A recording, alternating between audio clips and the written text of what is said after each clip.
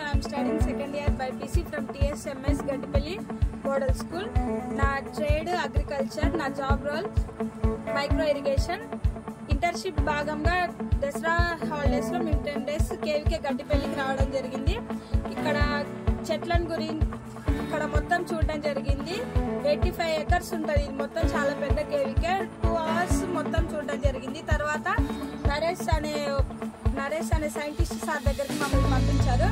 Sir నాకు ఓపికగా మొత్తం చూపించడం జరిగింది, నేర్పించడం జరిగింది. తర్వాత ఈ షేడ్ నెట్ లో మేము 4 days వర్క్ చేసాం. ఈ ఫ్లోట్ ట్రేలో కోకోపీట్ వర్మి కంపోస్ట్ నింపడం, ఇక్కడ చెట్లు పెట్టడం, తర్వాత ఈ స్ప్రింక్లర్ ఇరిగేషన్ గురించి చెప్పడం జరిగింది. ఆ డ్రిప్ ఇరిగేషన్ గురించి కూడా. ఈ స్ప్రింక్లర్ ఇరిగేషన్ వచ్చేసి యూజ్ ఏంటంటే తక్కువ టైంలో తక్కువ వాటర్తో ఎక్కువ చెట్లకు వాటర్ సప్లై అవుతుంది, అలాగే ఎక్కువ గ్రోత్ అవుతుంది. అలాగే అక్కడ మేము కొన్ని చెట్లకి 4 రోజులు విత్తనాలు పెట్టడం జరిగింది. అక్కడ గ్రోత్ కూడా రావడం జరిగింది. అక్కడ వచ్చేసి వర్మి కంపోస్ట్ మేము ప్రిపేర్ చేయడం జరిగింది.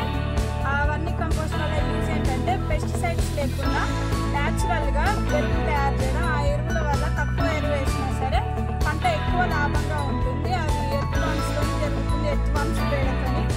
ఇప్పుడు మాకు నర్సరీ మేనేజ్మెంట్ గురించి మొత్తం పూర్తిగా తెలిపారు. అంతకుముందు మాకు అగ్రికల్చర్ అంటే థియరీ మాత్రమే తెలిసి ఇక్కడికి వచ్చిన తర్వాత ప్రాక్టికల్గా మాకు చేయడం, చూపించడం జరిగింది.